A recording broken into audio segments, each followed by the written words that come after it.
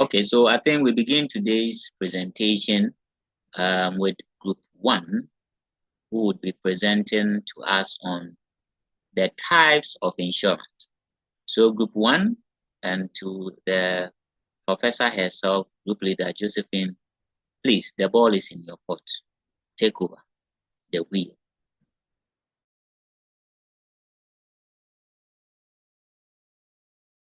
Good morning, everyone. Please, we are Group 1 and we'll be presenting on the types of insurance.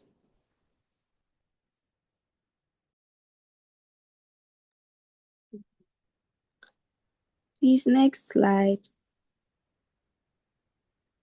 Okay, so I think you would have to reshare again so that I allow you. Sorry, I couldn't allow the first time. So please reshare. Or is sharing? Yes, please.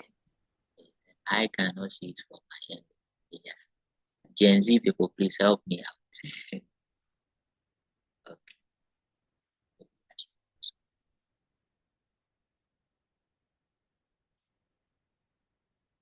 So please, can you see it now?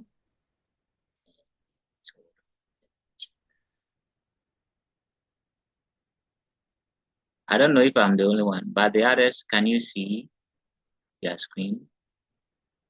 Okay, okay. Yes, I think I can see it now. Thank you very much. So please, sorry for the interruption. You can continue.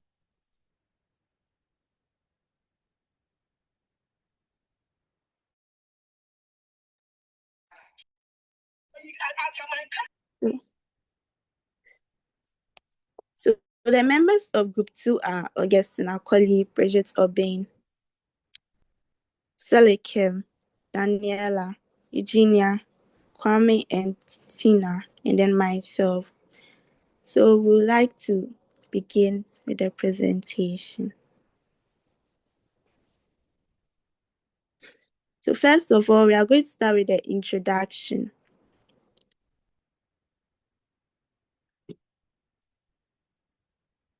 Please, next slide.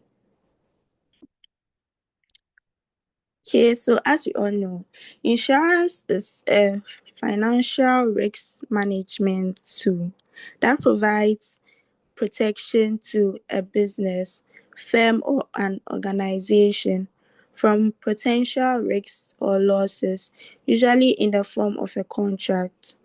So, for example, if a fire destroys your kitchen, the insurance covers the cost of repairs and replaces the destroyed appliances.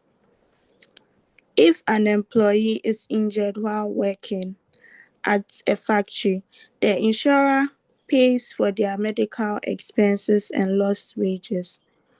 For this to work, policyholders pay a regular fee, which the insurer uses to pay for losses.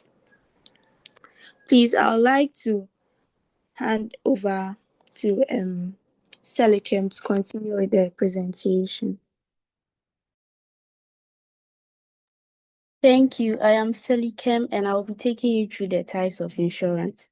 So the first type is property insurance, which protects a business's physical assets, such as buildings, equipment, and stock against loss or damage.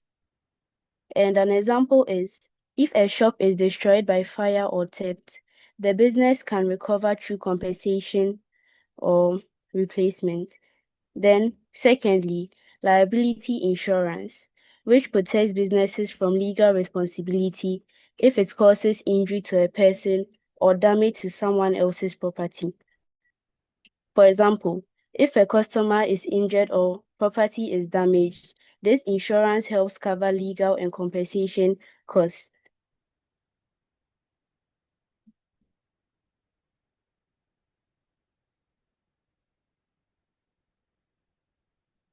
Again, life insurance. And this is when the insurance provides financial support to dependents after the death of the insured person.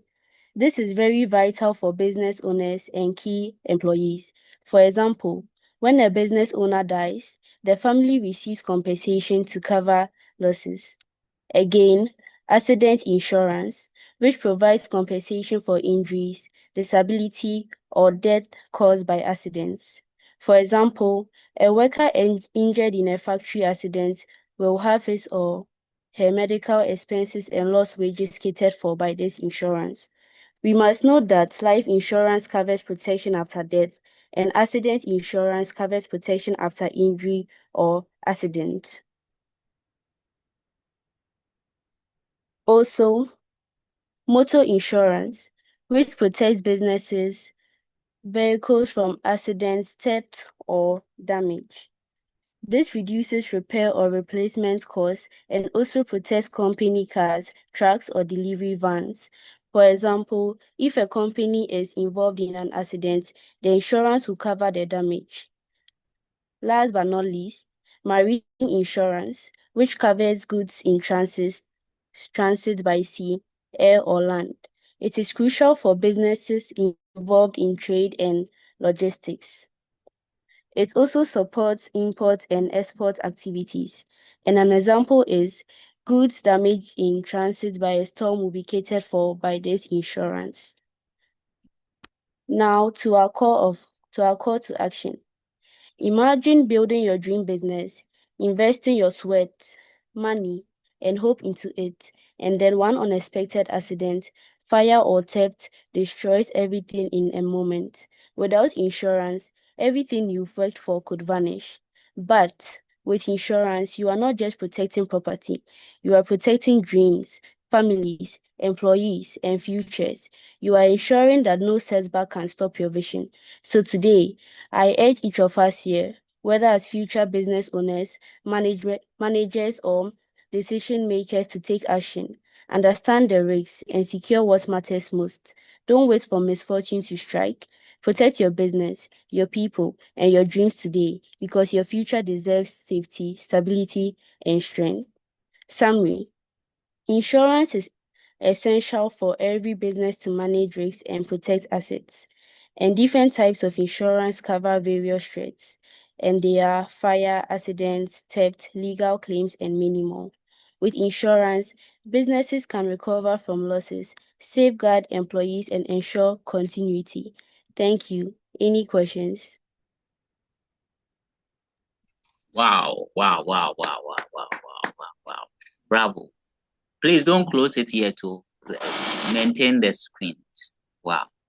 In fact, I think like you asked, colleagues or dear professors, if you have any question or remark or further explanation, you want further explanations, you can ask the group to do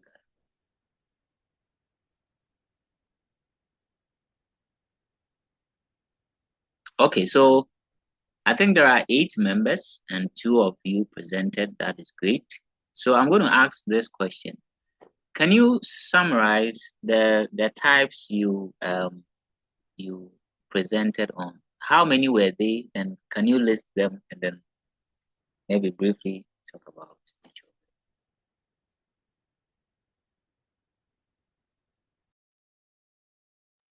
Sir, please, there are 6. 6 types. Okay. Yes, So please. namely, we had I think I heard the motor insurance, the Yes, please. marine insurance. Please, can you repeat the others for me? Property insurance, Okay. liability insurance, life insurance, accident insurance, motor insurance, and marine insurance. Okay. In fact, with the life insurance, it seems there's a technical term for that. I don't know if you came across it. And it is to the whole group. Life insurance is better referred to as something. And I don't know if professors got a hint of that. So please, I think is whole life insurance policy. Whole life insurance policy. Whole life insurance policy. Okay. Well, the technical term. In fact, I wish one of you would get that for me. Or the other group. let me give you a clue. We replace the insurance with a particular term, and that's what I'm asking. When it comes to life,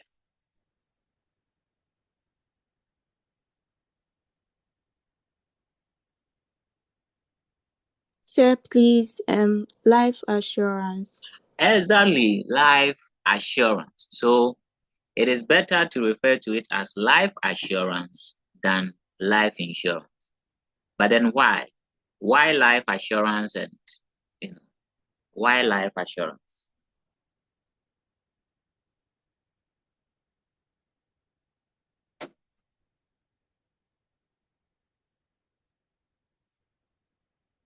Well, I think this one is to the whole class because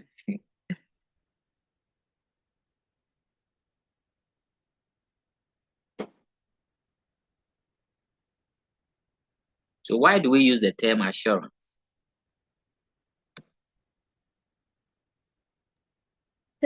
Because assurance covers certain events and insurance covers uncertain events.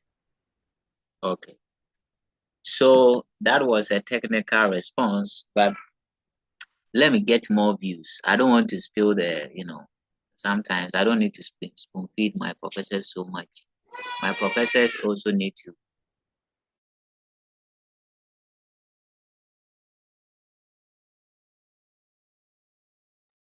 So I want more opinions. Why life assurance?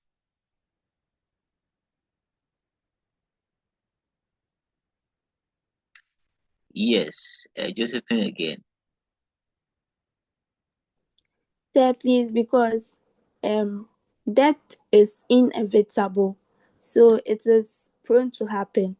So they are using the word assurance because they are trying to tell us that our life is assured. But with the insurance, it is when uncertain events happen, like accidents and Okay. other stuff. Yes, I think now you are bringing more clarity to it, and I'm so impressed. So that is very true. Death, as we say, is I like to use the statement. It is an uncertain certainty because something that would definitely happen. Okay, but it's just a matter of when. When is it going to happen? Unlike things like accidents, fire, you cannot really say for sure that you are going to have an accident compared to you being able to determine that you will die, right? So that's why when it comes to life, it is preferred to use the term assurance than insurance. However, based on jurisdictions, the terms are used interchangeably. So assurance is more used in the UK and other Commonwealth countries, and insurance is commonly used, I think, in the US.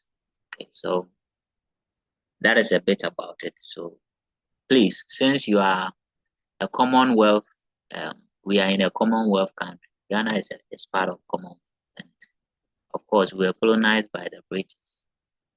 That's the UK. So it's better we refer to it as life assurance than life insurance. But I'm sure in your textbook you see the term being used interchangeably, right? Okay, so thank you for that response. Please, professors, any other questions for the group?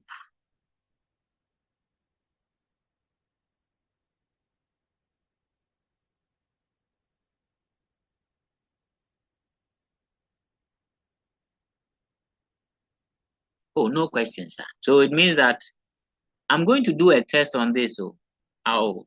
In fact, I think through the weekend you'll get I think next week, Tuesday, you'll get a test.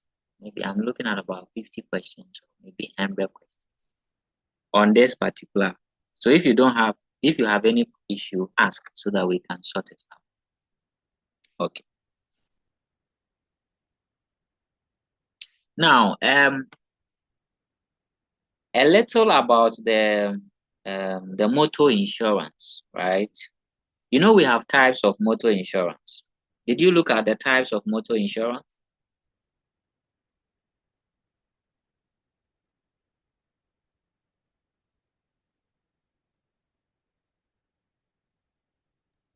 No, please.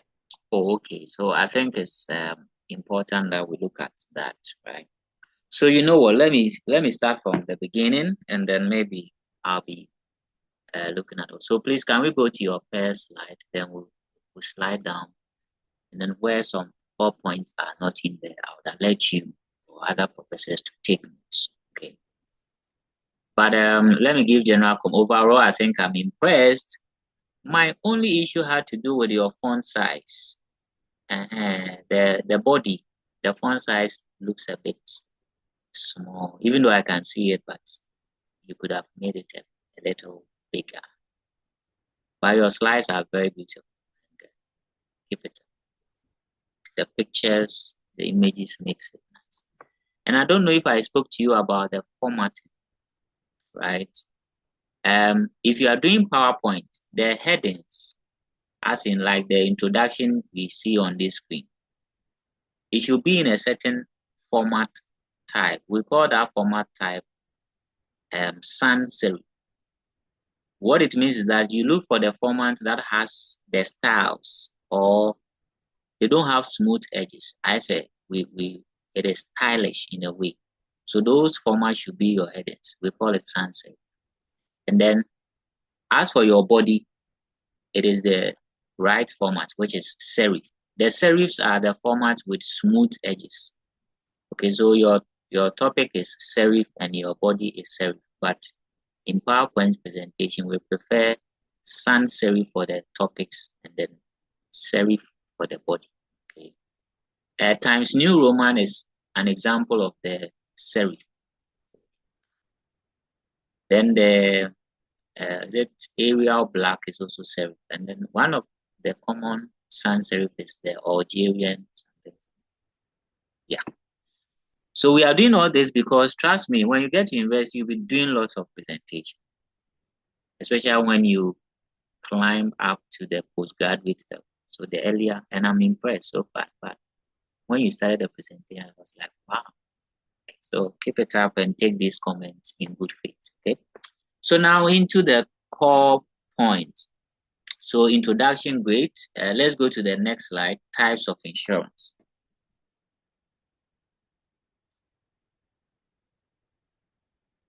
Okay, so we had the property insurance. So as they explained, this is more of, having a policy that covers, physical assets. Okay, or as in, it's more focused on structures, like a building, a garage, a porch, furniture, and certain properties. Okay, so you can insure your property. You can insure your clothing against maybe rats eating part of it. So they gave an example there, which is beautiful. But I wanted to look at the types of property insurance that you can have. So we can have the homeowners insurance and the renters insurance, right? So please take these notes, and then you can read further. They are in your manuals. That's why I want us to look at them. So the homeowners insurance and the renters insurance. Okay.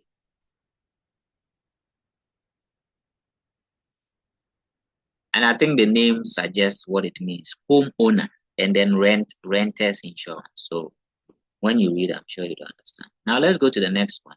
So we've looked at the property. Let's go to the next one.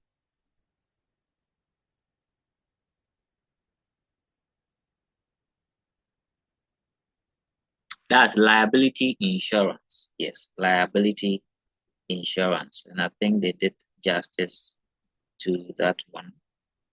Liability insurance. And I want to believe professors got the point they made about the liability insurance. Okay, let's continue to the next.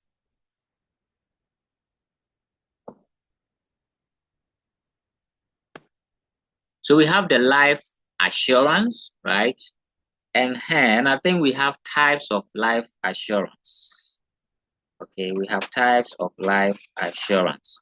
we have the term life, the whole life, and then endowment policies. So these are things you have to take note of, right? Term life insurance and then whole life. So the term life is that policy that provides, coverage for a specified term. So for example, if you are doing a life insurance and it's for 20 years, then that is a term life, right? There's a specific period, assigned, 10 years, 20 years. Okay. So if the policy holder passes on, okay, within the set time, then the beneficiaries receive what? The benefit. But the whole life is, there is no specified time. So until you die. So it doesn't have a terminal, term as in the term life, which has some specified period. And then the endowment policies, it's similar to the term life, but here again there is no specified time, right? But then the insurance company will pay you a lump sum, that's a bulk amount of money, after a specific term or upon the policyholder's death, whichever comes first. So it means that here, the policyholder may not have to necessarily die before the lump sum will be paid. Okay. I think it's a combination of the term and whole life, where within a specified time, let's say 10 years, even if the policyholder is alive, he'll be paid some lump sum. And then when he dies too, he'll receive some amount of money, right? So that's the endowment policies. Okay, so these are also a few things I wanted to draw your attention, and I hope professors are taking note. Okay, and then if you have any question, you can ask. Let's go to the next type.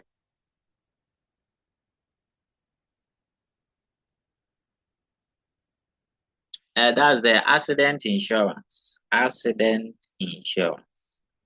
Okay, so I think this is more linked to the motor insurance or automobile insurance when they are involved in accidents, right? So under this, I think we have the third party. You can ask your parents about this, motor insurance, because they have it. Those of with the vehicles, they have to get the motor insurance. So you can have the third party or the comprehensive. The third party is that policy where compensation will be paid to the outsiders who were affected by the accident and not the occupants of the vehicle or the owner. But the comprehensive covers both the owner, the occupant, and the third party. So for example, if your car insurance is third party, and let's say you are driving and mistakenly you veer off the road, you hit somebody's shop, you destroy certain things, the insurance company would only compensate the owner of the shop and whoever was affected, okay, in the shop. But you, the person driving the car or the owner, you're not getting it. That's the third. But the comprehensive, the insurance company will cover both or will compensate the victims as well as the owner of the vehicle or the policyholder. So that is the difference between those two as well. Okay, so I think these are a few points, and I was impressed with the call to action. Professors, please, okay, do insurance as little as you can start. Imagine yourself doing an insurance, maybe an endowment fund. And the endowment fund is what I'll recommend for you because you are young and you have lots of years ahead of you. You can start an endowment fund, put 5 cedis a month. It will shock you by the time you are 40 years or 35 years or even 20 years, the amount you would have accumulated. Okay.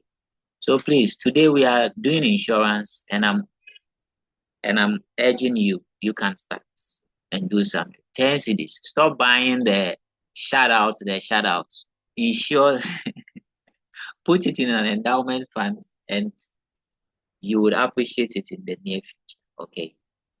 So group one, thank you very much for this presentation. I think we would ask group two to take the wheel and continue with the principles of insurance. But before that, if you have any question, Daniela, Emmanuel, Ethan, Josephine, Nadum, Bridget, Augustine, possible. Edit for me. Rebecca, Mensa, Selikem, Eugenia, and Tina Sam, as well as Zoe and Selikem. If you have any question, you can ask based on what you said. So,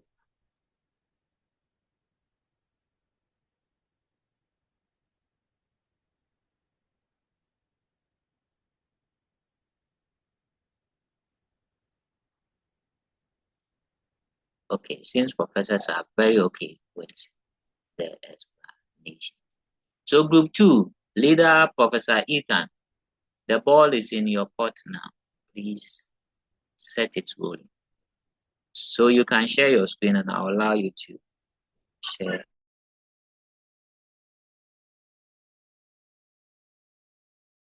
Okay, so we are good. We are good to go.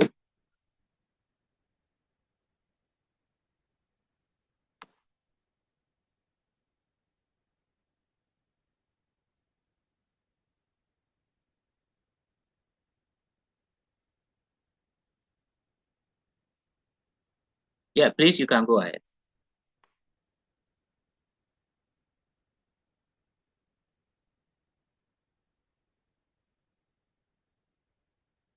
Okay, please, we are group two, and then we are presenting on insurance and the principles of insurance.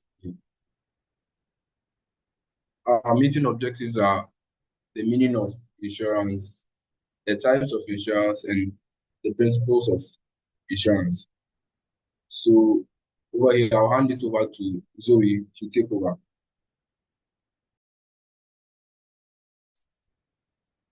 Good morning, everyone. Please, my name is Zoe, and I'll be talking about insurance.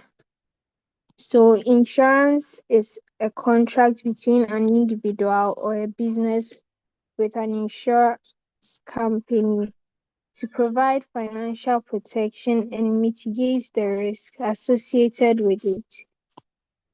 Insurance is typically a standard form one in which an insured pays a fixed amount of money called the premium, and in return, the insurer promises to compensate or (pay back) for losses or damage if a specific risk occurs. The usual money paid is small compared to the possible loss and is paid monthly or yearly. The payment depends on the term and conditions of the insurance, which is written as a document. So an example is if a company that is under insurance suffers a loss, like a delivery truck involved in an accident, the insurance company will cover the repair cost up to the truck's actual value or the policy limit.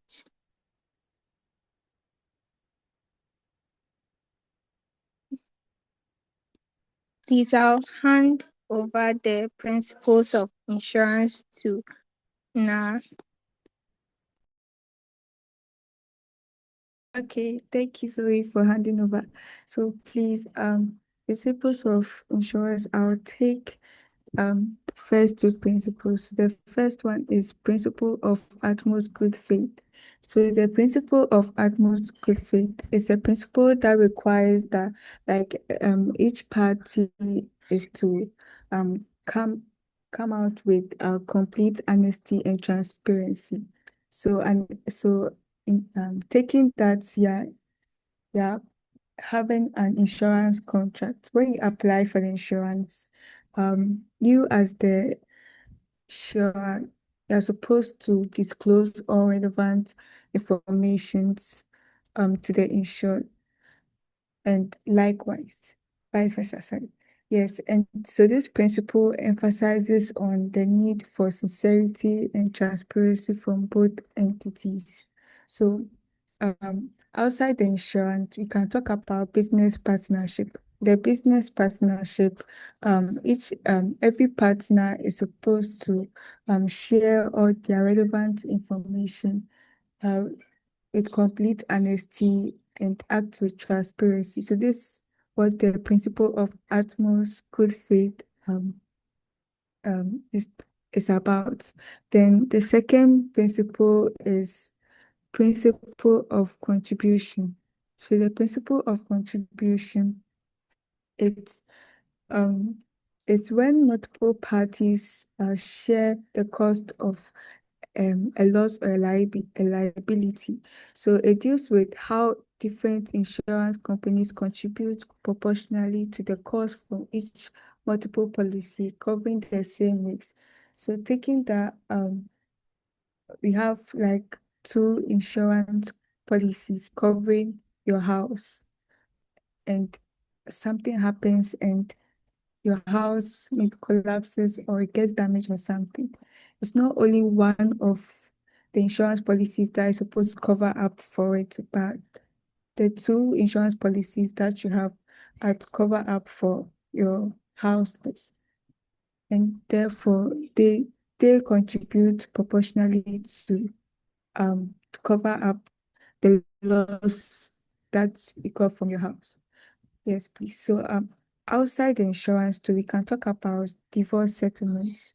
When marriage partners are divorcing, they both contribute to share the debts or assets. So this is what the principle of contribution talks about. So I'll then hand over to Nadum to continue with the principles of insurance. Thank you.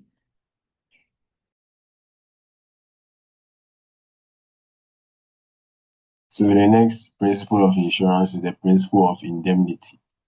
This principle points out that insurance is meant to return the insured to their original financial position before the loss occurred.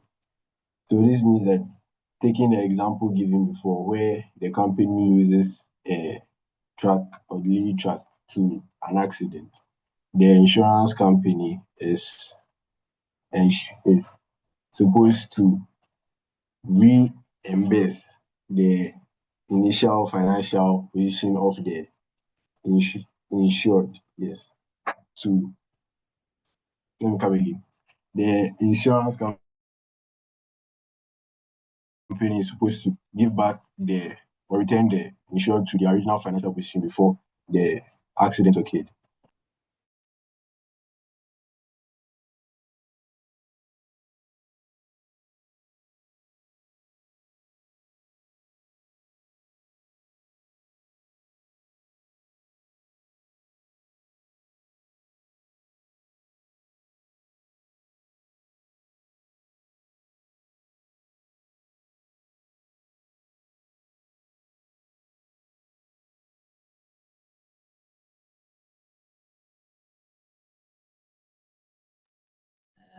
I don't know, but I think we've lost Nadum's voice to network.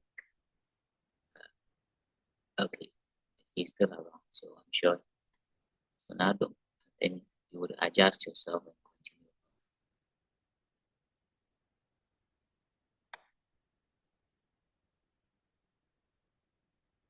So please, can you hear me? Yes, we can hear you now. Go ahead. Okay, so I'm going again. The principle of indemnity.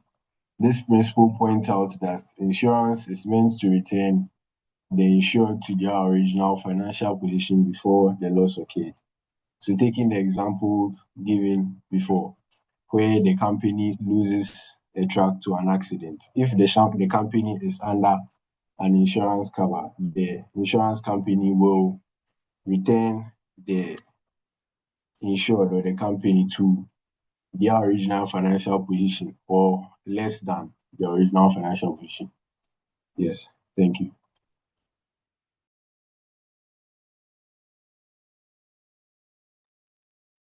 Okay, so I think the next person.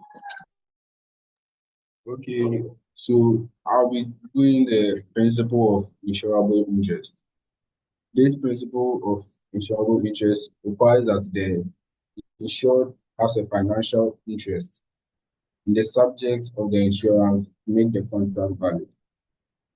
So, in other words, it means you must have a legal relationship with what you are insuring. For example, you just bought a new car or a house, probably, and you are afraid of the situation in which your car gets into an accident or something.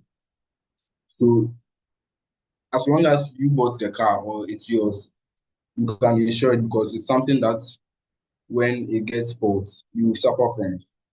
But in the case where it's for a friend, you would not be able to have you won't be able to insure it because you would not suffer any financial loss from it. Which I hope you get it. So, please can you hear me? Yes, we can hear you. Go ahead. We can hear you. Okay. Okay, so I'll be moving on to the summary.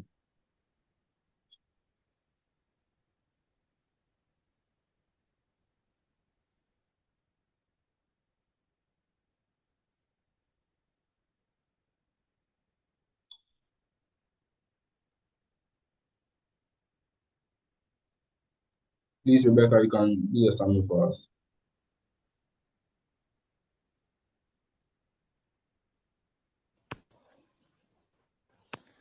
Okay, thank you, Ethan, for this opportunity. Please, I am Rebecca Mensah, and I'll be taking you through all we did, the meaning of insurance and the principles. So we said that insurance is a financial agreement in which an individual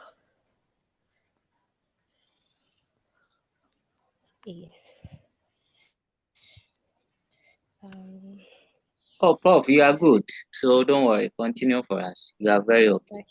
Yeah. and please, I'm coming. I can't really see. Oh, okay. Sorry about that. I think you can adjust your screen. Yes, please.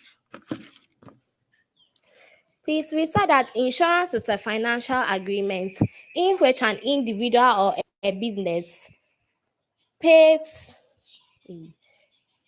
a premium to an insurance company in exchange for protection against uncertain future losses such as accidents.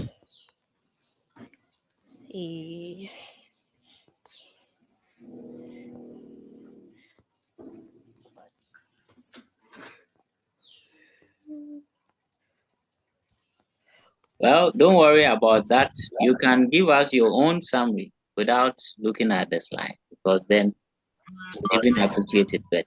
Okay. Okay.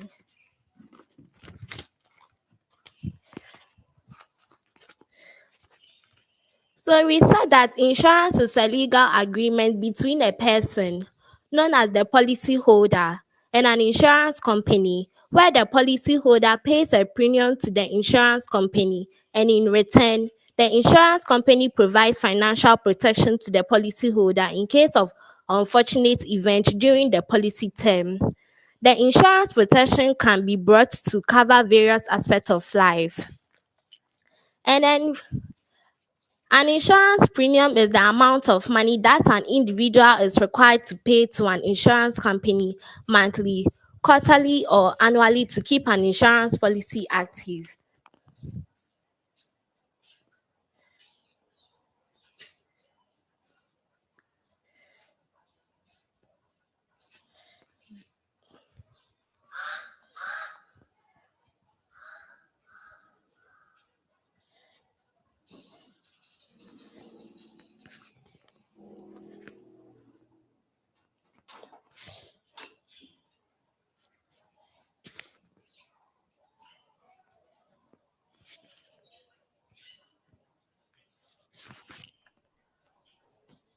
Okay.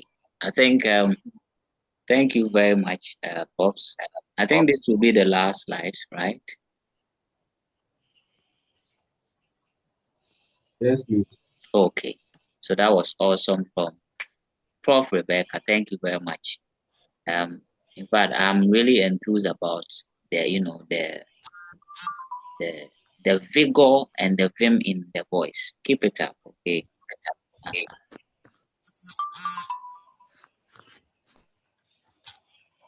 There we have it from group 2, the principles of insurance. I have few questions. I don't know if other professors have said. And I think, again, we'll be looking at some of the 4 points you have to take note of for the purposes of your study and exams. But few comments on the formatting and the so you see this format, this font style, end of presentation. This is a typical sans serif. Okay, it has stylish edges. So these are what you should be using for your titles when you are doing a PowerPoint presentation. So can we go back to the first slide or maybe to the second, then we begin to review. Then maybe I'll be asking the questions. Yes. Okay. Okay, so I think group 2 did the formatting with the titles, sans serif, and then the main body serif. Or I think their main body is. Please go to the next slide.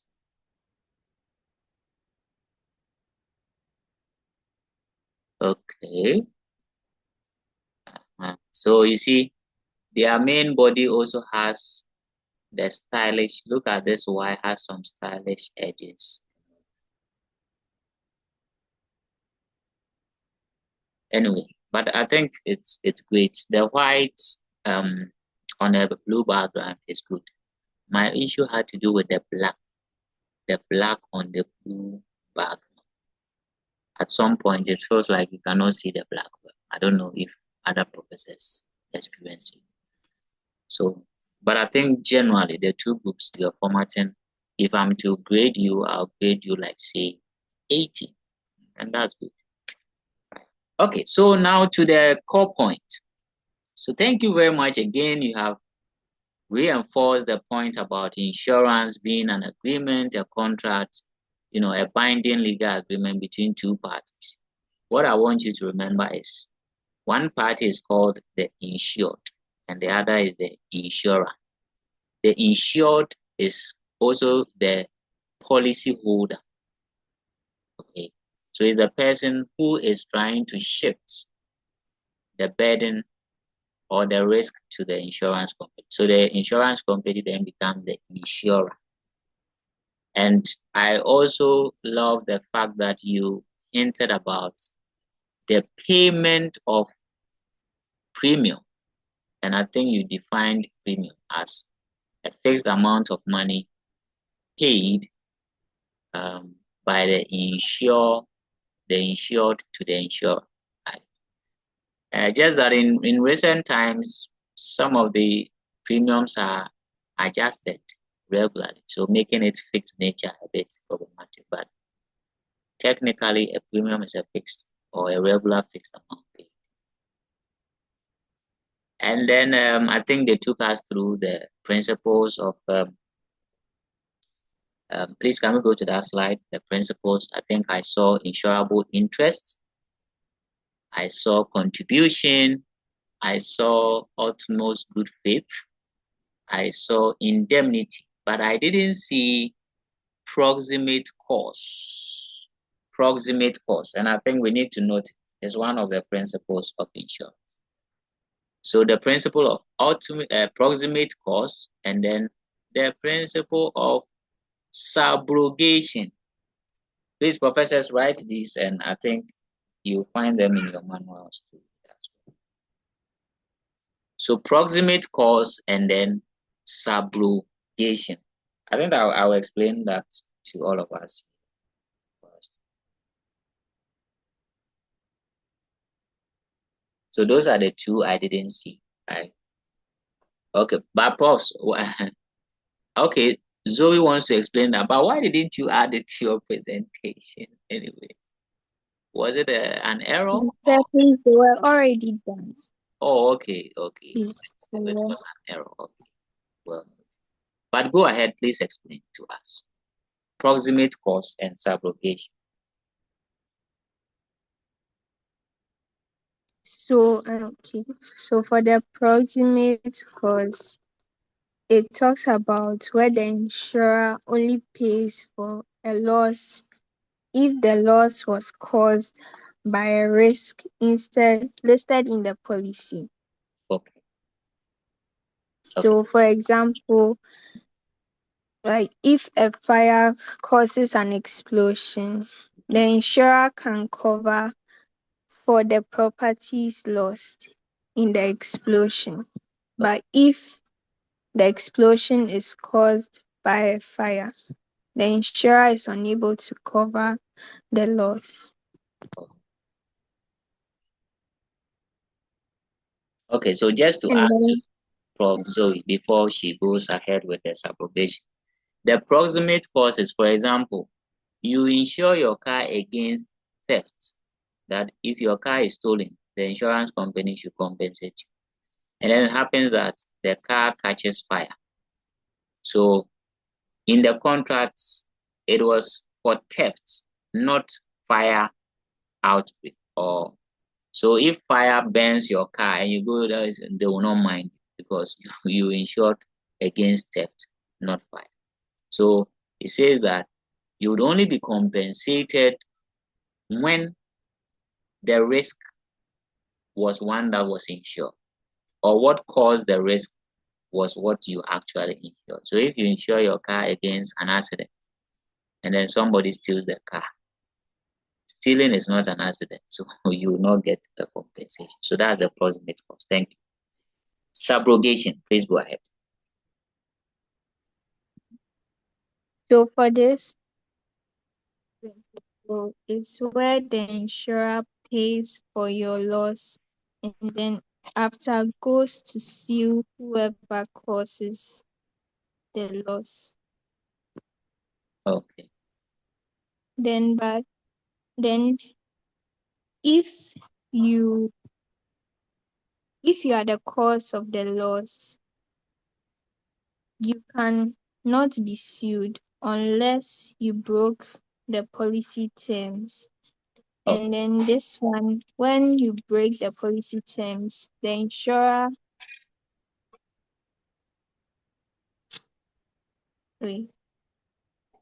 pays for the loss and then comes back to sue for the amount lost. Okay.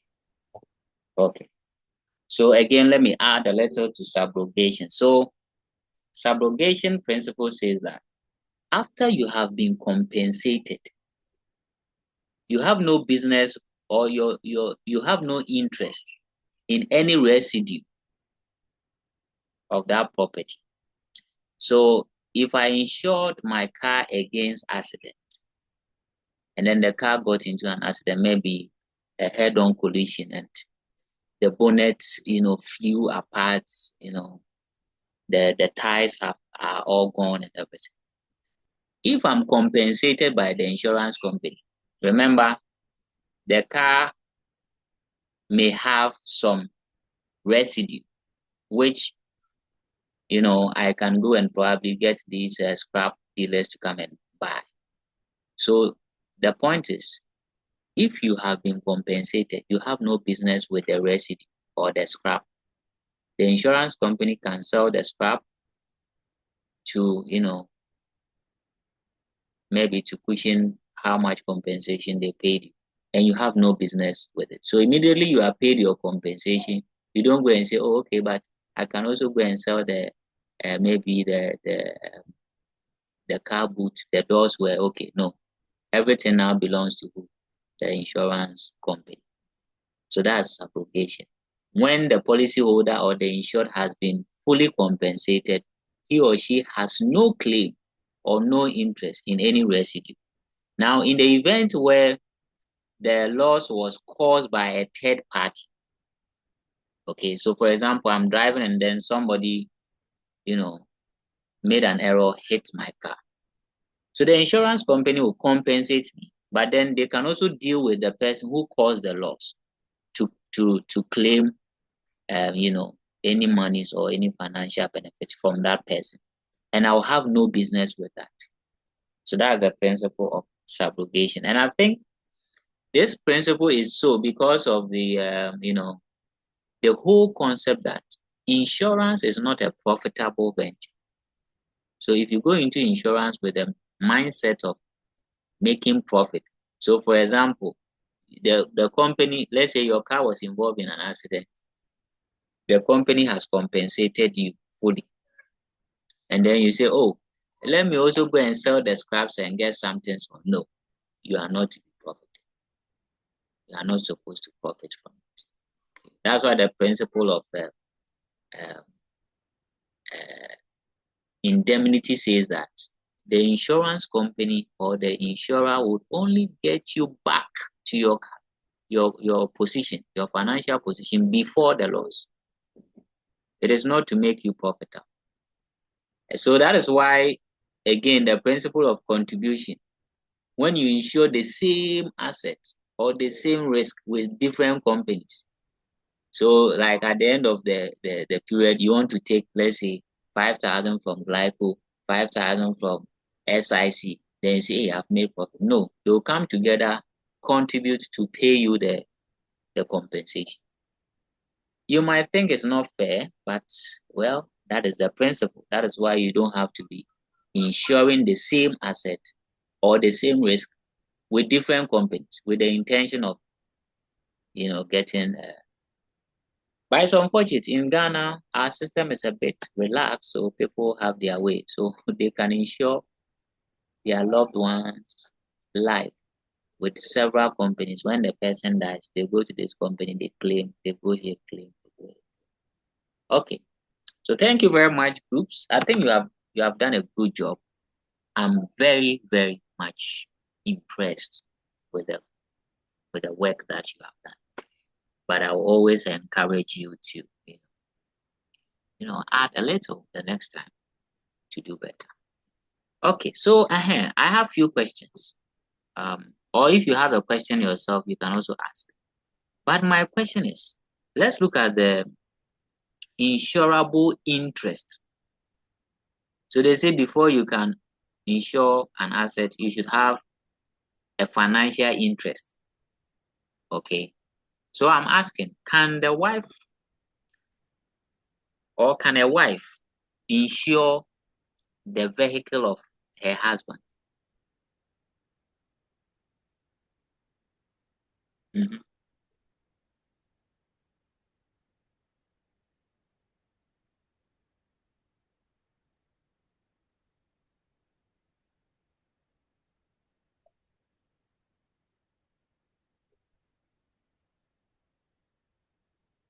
Oh, I would love more, more opinions on this one. Can a wife insure the vehicle of a husband, or can a husband also insure the vehicle of a wife?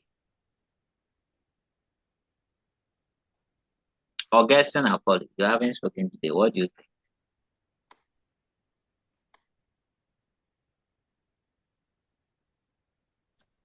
think? Sir, please, good morning.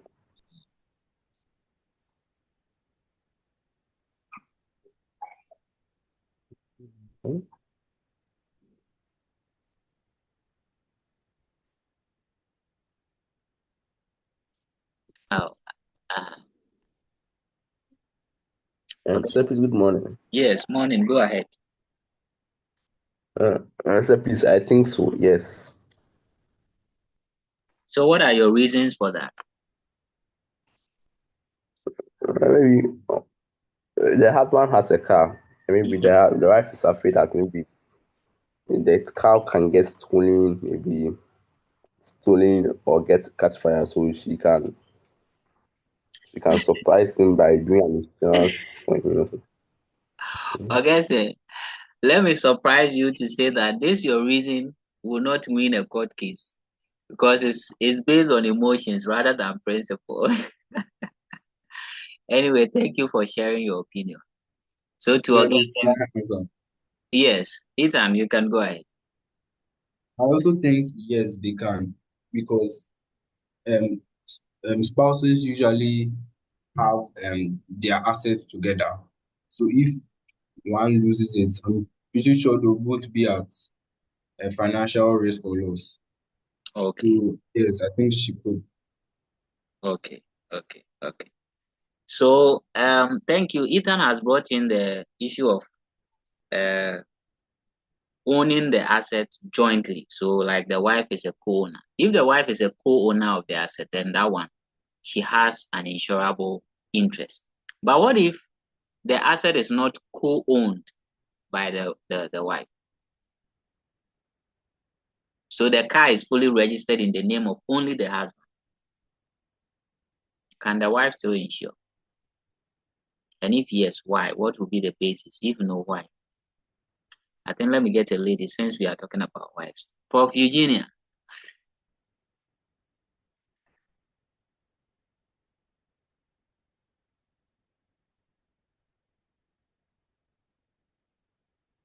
Eugenia will say I'm worried here. Let me go to Prof. Tina. Would you share? What do you think? And then I think from Tina I'll come tomorrow night. Today I got the name right. So Prof. Tina, let's hear you.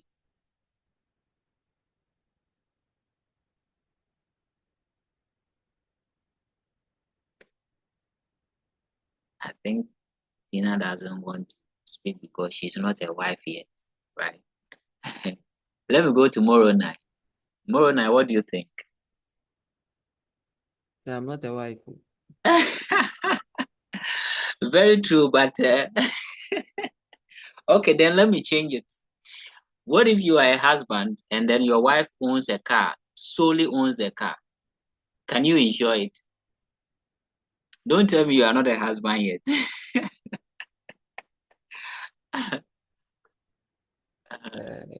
Say for that one.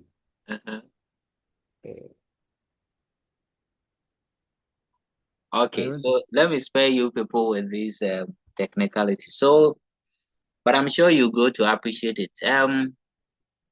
If you are not a co-owner of an asset, you can only have insurable interest when you regularly use the particular asset or property.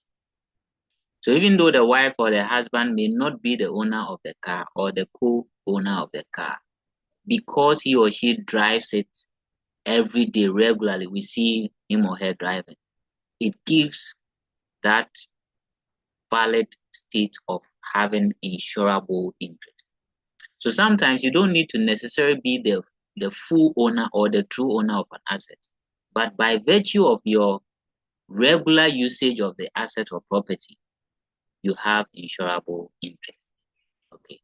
And I asked this question because of my experience.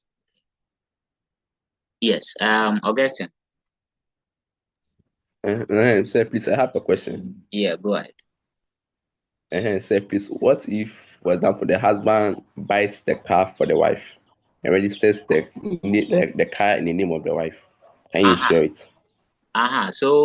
So the point I'm saying is, if he bought the car for the wife and registered the car to the wife alone, so he's not a joint owner, he can only have insurable interest if we see him driving the car regularly. So though the car is registered in the wife's name, but it's virtually the husband who is driving the car every day, then he has insurable interest.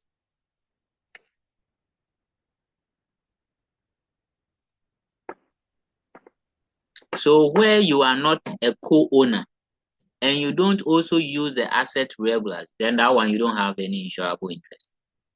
Okay, so even the issue about friends, if you have a friend who has a car, who owns a car, and then for some time you are regularly using that car, you can insure the car because of your regular usage of that particular car. So even though the car is for your friend, you can insure the car because you regularly use it. Okay.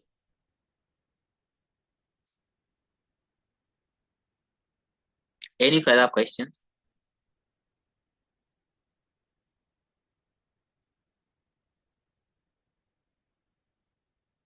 Okay.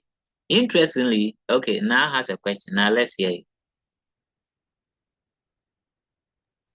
Please, so if so your friend, so you and so like when you share your friend's car in your friend's name, if something is to happen to the car, like won't they like send it to your friends? Like since maybe the car has been documented in your friend's name, won't if anything, won't the compensation be sent to your friend when it's supposed to come to you? Okay, so you see, in Ghana, our insurance policies or products when it comes to these accidents is such that, so let's say my friend has a car, but for some reason, I'm the one using the car for, in fact, virtually every day I've used the car, or I'm going to use the car for the next couple of months, years. Okay, I can go and insure the car. The papers, documentation, everything will be in his name. It doesn't matter, right? Because depending on the type of motor insurance you have, whether third party or comprehensive, if the unfortunate event happens, okay, the insurance company, first of all, if it is third party, they would only be compensating the victims. And here the victims will not be the driver of the car. No, it will be maybe the person knocked down someone or veered into somebody's shop, destroyed some people's goods or properties. Those are the third parties that the insurance companies would want, not the person using the car. But if it's comprehensive, then it will cover the person driving the car, okay, as well as any damages to the car as well. So it doesn't really matter if you are the one using the car regularly, but then the owner is another person, you can still insure it. And when the event happens, you would be compensated. Because the insurance company cannot use the principle of insurable interest against you. Why? Because yes, you don't own the car, but you are the one who regularly uses it, and that gives you a financial interest in the car. That is why if you go and rent the building of someone, the building is not yours, but you can insure it against any fire outbreak or anything. If not, then you say, the building is not mine, so I cannot insure. Meanwhile, you are going to use this building for the next 2, 3, 5 years. So that continuous usage or regular usage of that building gives you an insurable interest. So now I hope I've been able to clear your doubt. Thank you. So in this case, you see the contract is between the policyholder and then the insurance company. So if you use your own name to do the insurance, then any compensation due you will come to you. It will not go to the owner. That is why if you insure somebody's building because you are renting it, if there is a fire outbreak, the compensation will come to you, not the owner of the building. Okay. If not, then tenants will insure their their rented apartment, and then when something happens, they'll go and pay the landlord, and they will not get anything. But who did the insurance, or who was paying the premium? It was the tenant. So the company will compensate the tenants, unless maybe the policy covered other parts of the building which has to go to the owner of the building. Okay, great. So I think we've had an interesting conversation, or should I say presentation and discussion on this types of insurance and principles of insurance. Key notes I want you to take notes is looking at the various types of insurance, from motor insurance to marine to life assurance and property insurance. At least you should know what each of them means with the various types under each of them. Under life assurance, I spoke about whole life, term life, then the endowment policies. Then for the motor, we can have the third party and the comprehensive. I think when you grow up and you buy vehicles, you appreciate it better. The comprehensive is always expensive or more expensive than the third party. Currently, my vehicle is insured under the third party because I don't have money to pay for the comprehensive. But it's very good to do the comprehensive. Then I think the marine insurance, we have several types of marine insurance. You can read around it. And we came to the principles, 6 of them. Utmost good faith, where the parties are supposed to be transparent. They are supposed to disclose all relevant information without hiding anything. They have to be very honest. Okay, but you see, in our country, that's not the case, especially on the part of the insurance company. There are certain terms hidden in their document. They will not let you know that. Until the event happens, they will say, oh, there's this clause here, you didn't read it well. Okay. And then the principle of contribution, we have said that when you insure a risk with 2 or more companies, the same risk with 2 or more companies, in terms of any events, these companies will contribute to compensate you. They will not compensate you individually, but that will make you profit out of the contract. Then principle of indemnity, I think we say that the essence of insurance is to get you back to your financial position before the loss occurred. So for example, if your Toyota Corolla is 80,000 Ghana cedis, and then it's the value of the car before it got into an accident was 80,000, the company will give you 80,000. It will not go and buy you a new Toyota Corolla to a tune of 120,000. No, they would always get you to your position before the loss. Okay. Then the insurable interest, I think we have exhausted discussions on that, and Zoe did well with telling us about subrogation and proximate cost. I think we have done justice to these 2 concepts. Thank you very much, professors, for all the work. I appreciate the time. Okay, I think Na has a question. Yes, please, sir, please. Take it that you apply for an insurance policy and you stay with the insurance company for like 10 years. Maybe let's say you apply to cover for your house and you for like 10 years and you realize that because nothing is happening to your house and maybe your money is not enough to be pay premium, so you stop. Like, do they give do they give you an amount of money to compensate for like all the money you've paid? Because yes, you see, that is one of the things that discourage people from doing insurance, especially when it even comes to this life assurance. It's unfortunate I would have to use this example where probably you insure your mother's life or your father's life, right? And then the person is refusing to die, but you are paying the premium every day, every time. People are of the view that when you insure people's life, it means you want them dead, but no, that is not the case. So now that we know insurance, we should educate them more. It's just for us to be cushioned in terms of, misfortunes. Right?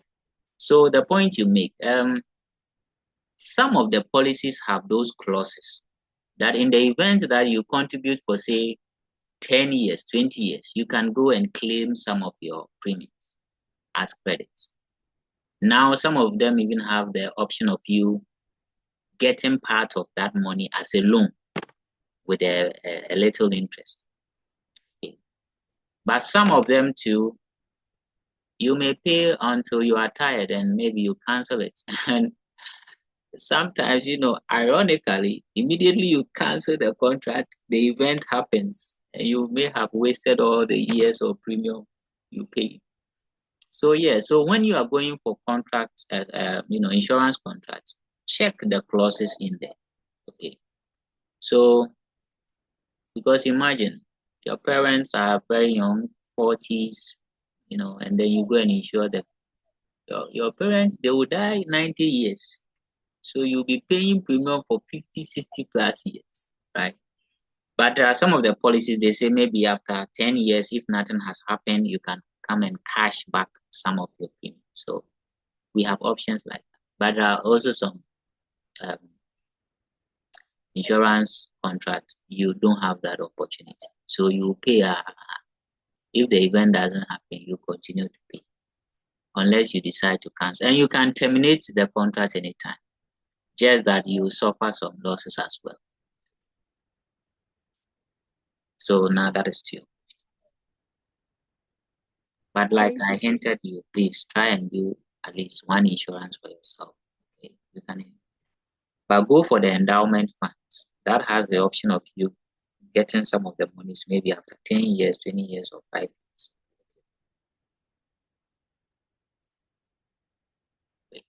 Okay, profs, I think we'll be wrapping up here.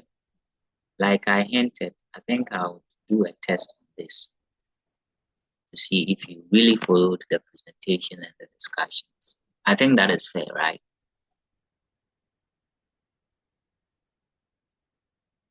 Well, silence means you are in agreement. So I would prompt you to sign up. Thank you very much for making the class very interesting. Those who had network challenges, I will share the video. And for those who want to show their parents that, yes, daddy, mommy, that is me presenting, I'll share the video. Please show it to them, play it to them so that they'll know that, hey, my professors are doing well. Maybe they'll buy you pizza or, so. The other one, what do you call it? Remind me. This popular,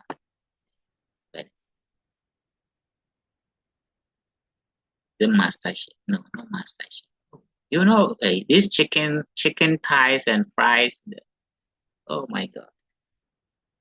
Because I'm not a regular customer. Anyways, you know what I'm talking about. Okay, so professors, do have a great day. I'll see you. Take care of yourself. Bye-bye.